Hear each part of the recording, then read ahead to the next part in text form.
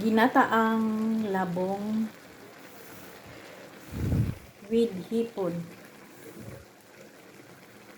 Ayan guys, ang aming ulam ngayon.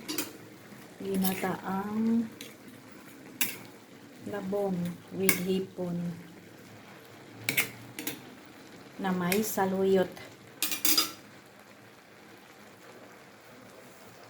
Bakit ganun ang kulay ng aking camera? Ayan, nalalagay ko na ang gulay na dahon saluyot. Ayan guys, ang labong.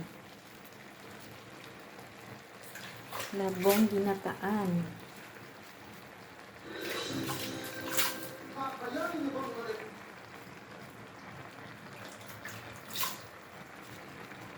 Ayan, ganun lang kasimple ang luto natin ngayon para sa tanghalian. Ayan, takpan muna natin siya guys.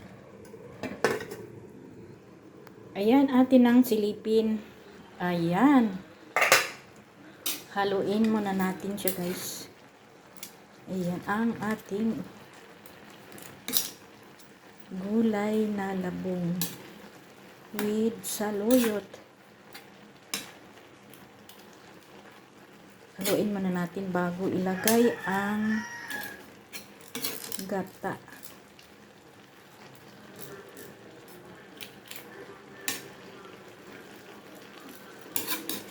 Ayan, may timpla na yan siya guys. Pampasarap. Asin at saka seasoning na bitchin. Kunting bitchin lang tayo. Ayan, lagay ko na ang mama kuko gata. Mama kuko gata. Ayan siya guys, atin na ilagay.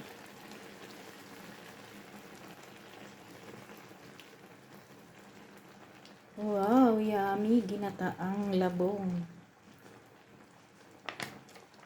Isang pack lang na kuko mama. Ayan, atin mo na siyang pakuluin. Tapos 5 minutes na lang, luto na siya. Ayan guys.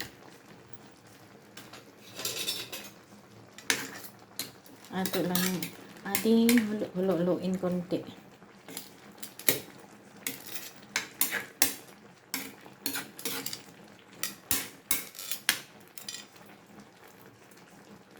Para maluto lang ang saluyot.